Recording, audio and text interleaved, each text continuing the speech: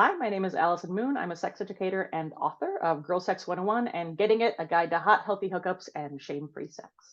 Okay, so getting it about casual sex, set up, the kind of how and what of this book. So, Getting It was a book that I wrote because I wanted everybody to access the relationship and the sexuality tips that I had in Girl Sex 101, regardless of orientation or gender identity. So, again, Girl Sex 101 is for queer women about queer women.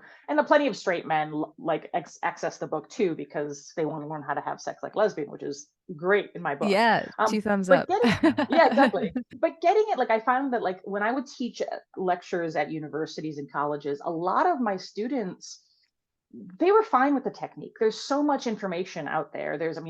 Porn, obviously, for better and Mhm. for worse, but also just there's lots of erotic material that teaches you technique, and I think that's great.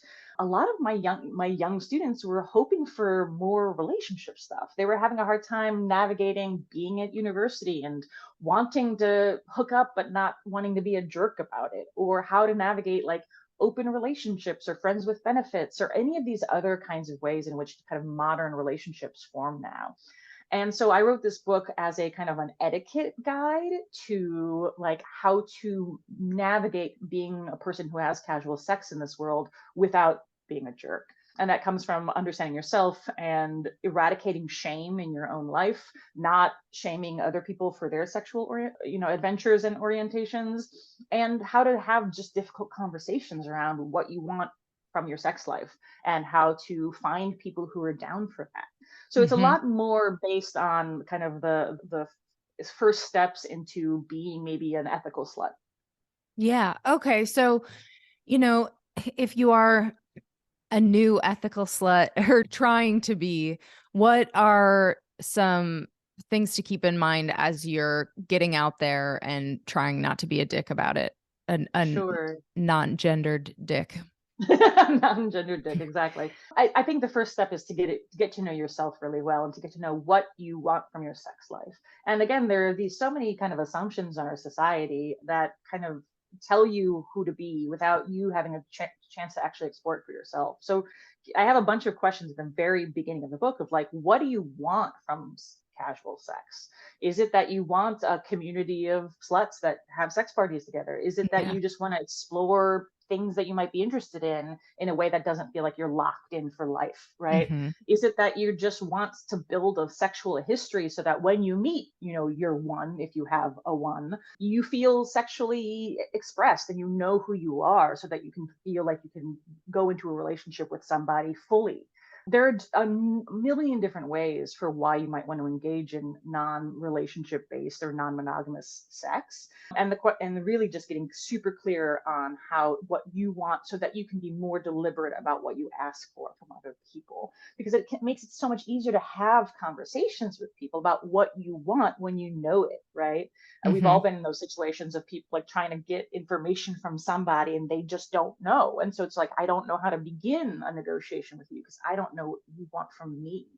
So getting really clear on those things and then identifying where you might have sexual shame in your life, right? And again, all of us have it. We've grown up in whatever culture we've grown up in, but Right. particularly in our this American culture that I'm in, there's so much shame, and it comes from so many different places, from religion, from specific family upbringings, from politics, from cops. I mean, there's so many different places in which we are told that sex is wrong or wanting sex is wrong, and getting really clear on what those are for you in your individual constellation of shame, so you can start to undo those lessons. Because a lot of times what will happen is, and a lot of the worst sexual experiences some people have are based on a partner coming at us with their shame and putting their shame on us. Again, as a woman, I've been slut shamed so many times by people that I thought would know better, but it's Right. clearly their own narratives. So the best thing you can do kind of as you pursue having sex in a casual way is noticing when you are using scripts that aren't actually based on expansion and excitement, but rather shame and discouragement, and to undo those narratives so that you can kind of approach partners with an open mind and an open heart. Mhm. And then when other people are, you've done the audit on yourself and you're like feeling good about how you're gonna be a slut. You're like feeling positive about it. So how do you make sure you're communicating with a partner so where they don't think you're like in more of a serious thing than you actually are? Well, I mean, I just say lead with all of the scary stuff. And ultimately, that's the hardest part for some people because it means you're going to have a lot of doors closed in your face, right? Hmm. For me, as a queer woman, I partnered with a cisgender man and I was in an open relationship. We're still in an open relationship, but I was still, going to lesbian bars and meeting women. And this was the thing that like they deserve to know, right? Because if somebody's looking for their wife, I'm not that person. Right. So even like when we were just flirting at the bar, I would be like, oh yeah, so like I'm partnered, we're non-monogamous, but that's just my deal. And I got a lot of people be like, whoa, that's not what I'm into. I'm like, Hmm. great, have a wonderful night. Good luck out there. Hmm. But the people who are like, oh yeah, that's cool, or that's great, that's like ideal, those are the people that you want to keep around. So leading with the scary stuff, leading with all of the stuff that you are and you need, it's gonna feel antithetical, but it's actually the best way of attracting the people who are into what you're about and who are into what you're into. That aren't scared of those things. Because if you end up kind of again like lying essentially to get into bed with somebody, then ultimately where do you go from there, right? Like you're Hmm. building a relationship now based on lies or omission, and that's not an ethical way to run one's sex life. So yeah, and just like the way we talk about like when you're negotiating sex, you're like, oh, like what are you into? Like it's the same stuff around relationships. Like what are you into? Like, oh, I broke up with somebody, I'm just looking to get laid, to just like get over my ex. Great, that's information that the other person can use. Just like we would say like, oh, I'm really kinky, I'm subby and I like to be called these words during sex, right? Like those are the same kind of conversation, just the stuff that you're about, what you want and what you're looking for.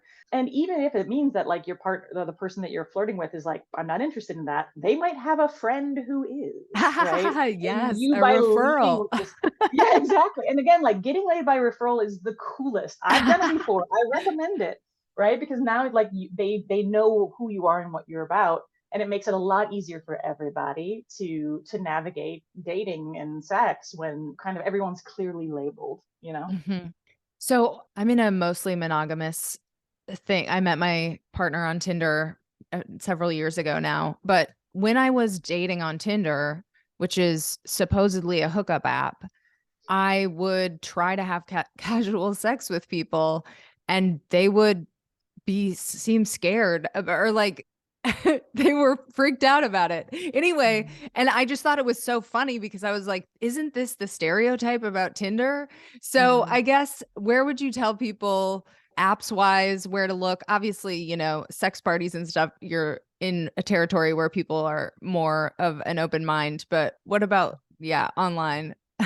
Sure. Well, yeah, I would say the first thing to do, I would definitely leverage your communities, right? And so like even in the smaller cities or in less populated areas in general, there's often a munch, which is like a kinky meetup.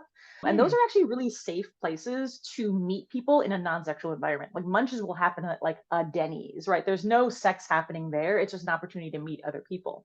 And again, this is where the being Cool. clearly labeled thing is really helpful. Like, I was married for 30 years. I'm recently divorced, and now I'm like trying to like get my freak on. Like Uh-huh. that's where you have those conversations with people. So those are something I would recommend looking at. Even if you're not kinky, they're often a way for you to get inside other sex positive and sexually open communities.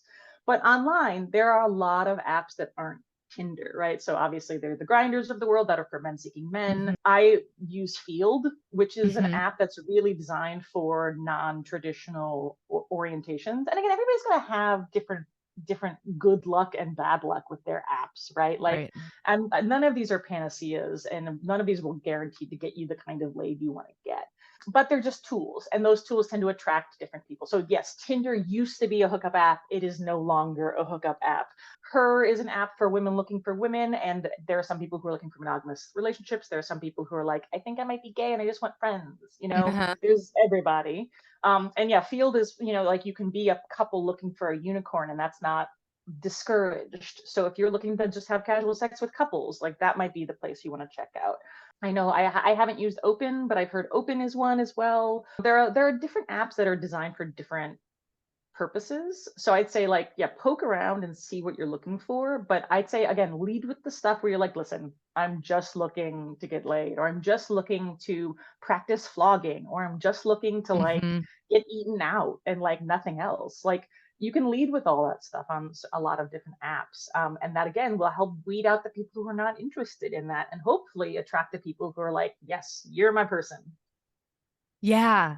Yeah. Yeah. Yeah. And I think it's like, I mean, being honest about what you want without fetishizing, kind of, because I mean, also, like, I'd set my profile for a while to be for both, seeking whoever.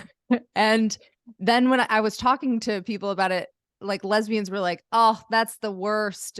We hate when there are just girls on there to experiment. So, like, how do you put yourself out there to try something new without, I don't know, being I mean, disrupting yeah. a space, like without being a tourist? Yeah, I totally get that. And at the same time, I think that like you saying like I'm new to being with women, but I want to explore is a Is completely valid valid. thing to do. Yeah. And for me, on my profile, I'm like not interested in being anyone's first time because I'm not Yes. anymore. Yes. So like, and then you would look at mine and be like, oh, she's probably cute, but I'm gonna swipe left anyway, right? Like that's fine. And I think so. Like everybody should get practiced in like not only what you're looking for, like whatever you're projecting, but also what you want to invite, right? And so for Oh, me, I'm that's a like, good tip. I'm not in. I don't like dominant men. I'm not Hmm. interested in fucking men who want to be my daddy. Not my thing. So I just say right at the top, like, not interested in dominant men. If you come at me dominant, you're gonna get blocked, right? It's just but like again it helps understand people's reading comprehension. Are you actually looking at my profile, or are you just swiping on my pictures? And then also again, like it gives you a lot more information going into the scene so that you can be like, listen, like what are you actually about? We've already established all these bullet points. That's the whole point of these apps. You're going to see a lot of people who you're not interested in, and that's why you have the ability to swipe Right. no, right? Right. But yeah, just lead with everything and see who filters through. I love that. Any final thoughts on casual sex before we wrap? Oh, I mean, I think that again, this is a beautiful, brave new world in which our culture is definitely more accepting of different relationship orientations.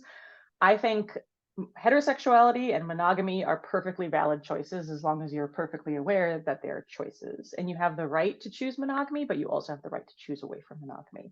And that is something that is a huge privilege, that is a newer thing in our society. And I intend to use that privilege to the greatest of my degrees. So, yeah, just acknowledge that, like, whatever you're interested in, that you're going to find people who are interested in that too, and that it comes from both sexual orientation but also relationship orientation. Like you have choice, so use those choices. Happy exploring. Yeah. Thank you so much.